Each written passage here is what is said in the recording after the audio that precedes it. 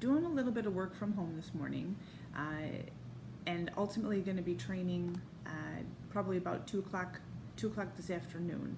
And I was thinking about, all right, I'm making these posts like big effing deal. How are they going to help you? Um, One of the things that I'm struggling with right now is it's not the workout, it's not how to eat, it's that I'm having energy dips. And for me, I always question why, right? So, working in any area, right? Being a nurse, teaching in EMS, it was very simple for me to eat a particular way in preparation for a workout because I could totally prioritize the workout as the most high energy demanding activity of the day. And even though I still give 100%, no matter how I'm working clinically or teaching or whatever, everything was fueled towards that activity because at the time I was competing a lot and the goal was to place high on the national level. Things are different. Like I still train like a freaking beast, but one of the things that I'm facing now that I'm a startup company here, and that means I do everything. So I'm my own boss, right? And every single product and service that comes through my company, I've made up.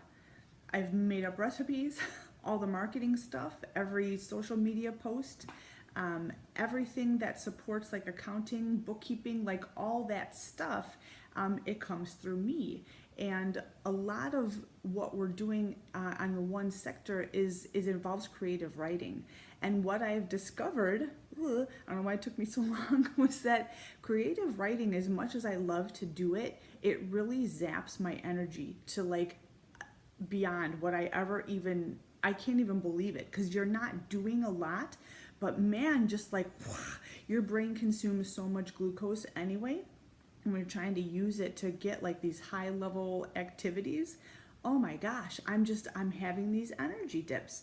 So what I did, and I think this is going to be able to help you markedly in whatever it is that you're doing, is to be able to like look in this at this in the grand scheme of things, that if you are not having great energy levels, which is what it's really all about, right? Like you want to have energy to go about your life, whether it's you like to vacation, you like to travel, you, I don't know what it is. You want to coach your kids, sports teams, or you like to cook and entertain for your family or whatever. Like you have to be well enough to do that kind of stuff.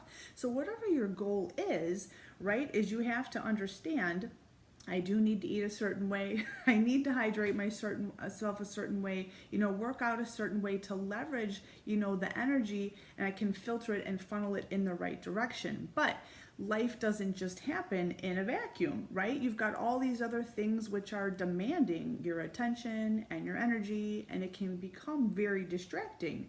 And if you're not used to being, all right, so like discipline, like this is what we're doing, this is the priority, and it's going to take like a freaking mountainous something or other to get Nick to change her mind and move off of what she has allocated, time and energy, whatever else for.